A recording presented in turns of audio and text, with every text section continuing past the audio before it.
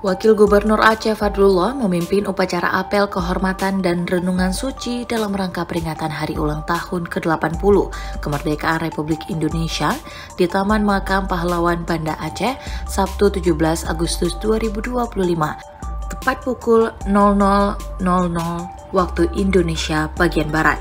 Upacara itu diikuti oleh jajaran Forum Komunikasi Pimpinan Daerah Aceh dan Forkopimda Kota Banda Aceh.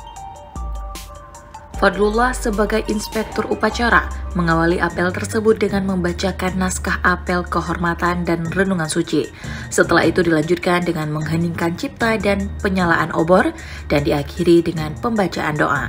Saat upacara berlangsung, lampu di sekitar Taman Makam Pahlawan dipadamkan dan pencahayaannya diganti dengan obor. Kegiatan ini dilaksanakan guna mengenang arwah dan jasa para pahlawan dalam merebut kemerdekaan. Kegiatan ini berjalan khidmat dalam setiap prosesi upacara yang dimulai tengah malam tersebut.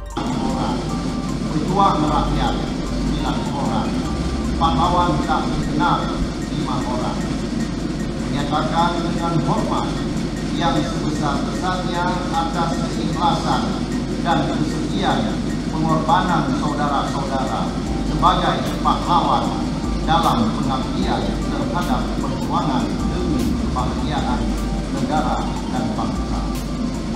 Kami bersumpah dan berjanji, perjuangan saudara-saudara adalah perjuangan kami pula. Dan jalan kebaktian yang saudara tempuh adalah jalan bagi kami juga. Kami berdoa semoga arwah saudara-saudara diterima oleh Tuhan yang Maha Esa serta mendapat tempat yang sewajarnya. Banda Aceh, 17 Agustus 2025 pukul 00.00 atas nama yang hadir dalam upacara, kami Inspektur Upacara Fadlullah Wakil